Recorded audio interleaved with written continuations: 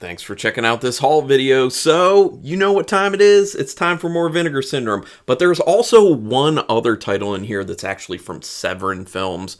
If you didn't notice, by the way, up here, I have a Severin sticker right there. I have a Vinegar Syndrome sticker right there. And then that is for the band Thursday. Side note. But anyway, so I'm going to start with the one that I got from Severin because then the rest is Vinegar Syndrome.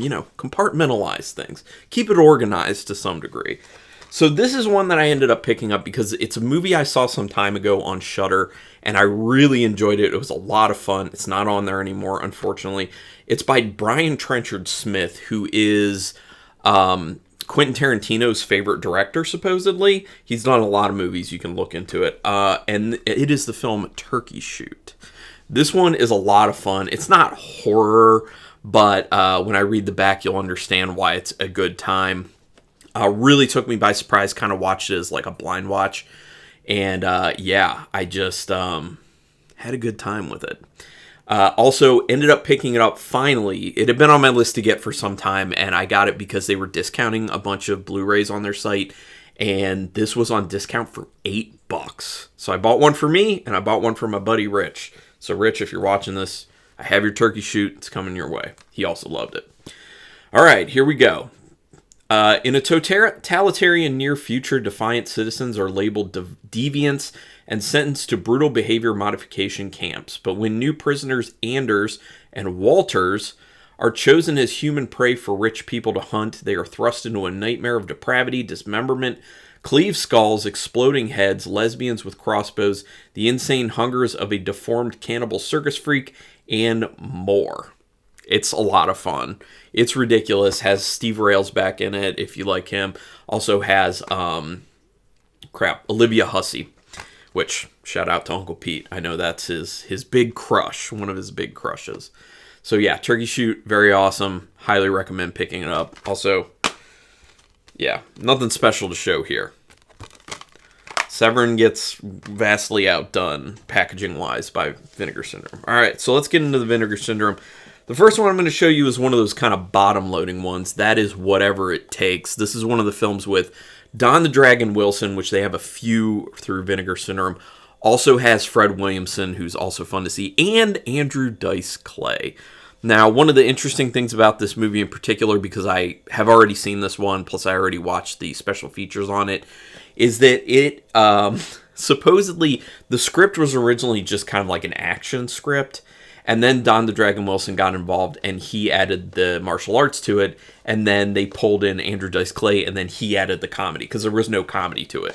So it's just kind of weird how that happened. So since I'm using this as my front, I'm using this as one under. I don't know why this is all like wavy and messed up, though. Very odd. Oh, well. And then on the inside, they actually give you a double-sided poster there, if you want to put that up, anyone. And there you go.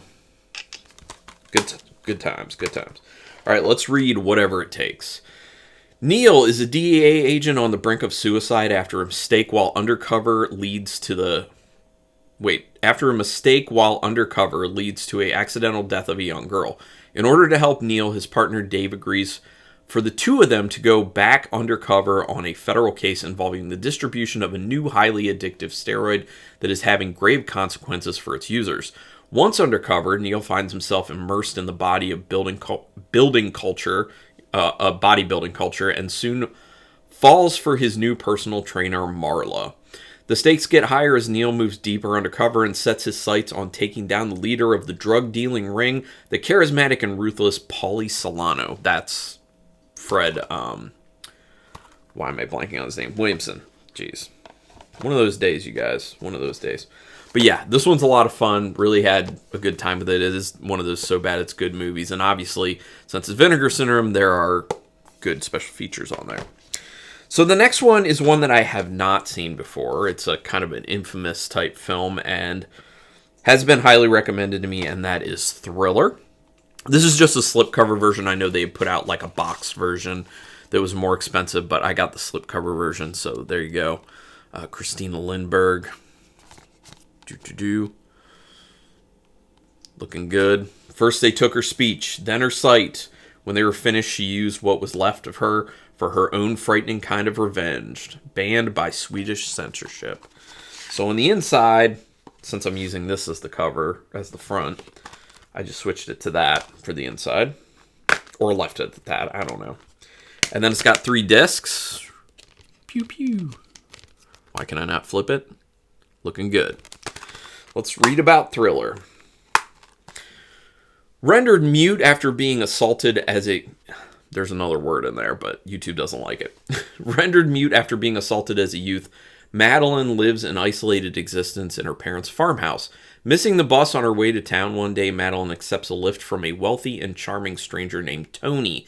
What starts off as an innocent meeting soon takes a nightmarish turn when Madeline learns that Tony is really a sadistic pimp on the take, who soon enslaves her into his prostitution racket by forcing her to become dependent on heroin. After refusing to service a client, Tony pushes Madeline by violently blinding her in one eye, forcing her to wear an eye patch. Despite her limited means, Madeline secretly saves money to undergo karate and weapons training behind Tony's back. Once she reaches lethal proficiency, Madeline embarks on a bloody road to revenge against her captors. Yes, this is one of those, I don't want to say the R word, but one of those assault revenge movies. So yeah, interested to get into this one because I have heard good things about it. So really down to check that out. Also, if my video is lagging, I apologize. I don't know why that would be doing that. It didn't start by doing that. So I don't understand. Anyway, minor glitches happening here and there. It's an older computer I'm using, so it just happens. So there you go, Thriller. Excited.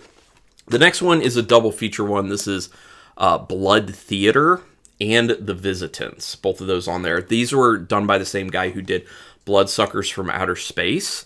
So was very interested to get into this one because I like Bloodsuckers from Outer Space quite a bit. I already have a review on my channel for it. But Blood Theater. From the damaged mind of Rick Sloan comes Blood Theater and The Visitants. In Sloan's 1984 debut, Blood Theater, an old movie house in which a massacre occurred decades earlier, finally reopens only to be once again targeted by a bloodthirsty maniac intent on murdering anyone and everyone who makes the mistake of buying a ticket. Packed with low-rent bloodshed, Blood Theater exemplifies the no-budget aesthetic Sloan relished and features the one and only Mary Woronov in a supporting role. Oh, that's cool. She's good. Sloan's second feature effort, The Visitants, is set in the neon-colored 1950s and chronicles the hijinks which ensue following the theft of a ray gun by a teenage boy from his bizarre neighbors who just happen to be aliens who have embedded themselves within a sleepy suburban neighborhood. That sounds very fun in my opinion. So the back doesn't really have much to it. Obviously this isn't a slipcover version, so there's not a lot to show, but I can show you the original artwork, The Visitants, which looks a lot of fun. That looks like a lot of fun. So yeah, I think it's cool how they have it, like you could have it either way, like it's either Blood Theater or it's The Visitants if you flip it. That's cool, like that. But these sound fun, can't wait to dig into those.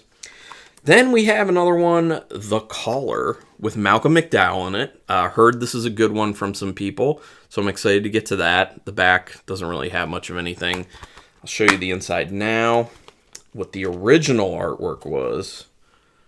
Boom. The Caller. All right. On a cold winter night, a woman living alone in the middle of the woods receives an unexpected visitor, a mysterious middle-aged man who asks to use her phone. Obliging the stranger, it soon becomes apparent that they might know more about each other than they're letting on. As hours and then days pass, the two become engaged in a series of bizarre and sinister mind games, uncovering unnerving secrets along the way. All the while, the ongoing confrontation begs the question of what mysterious events are transpiring in the nearby woods. Dun dun dun. Sounds really intriguing. I'm very intrigued by this one. The trailer looked really good. Like I said, I've heard some people talk about it online, or read some people talk about it online, who said that it is definitely worth getting. So excited for The Caller. And then the last one I have is another Ruben Galindo Jr. movie, which I already have. Grave Robbers, which I did a review for. I don't think it's out yet, though.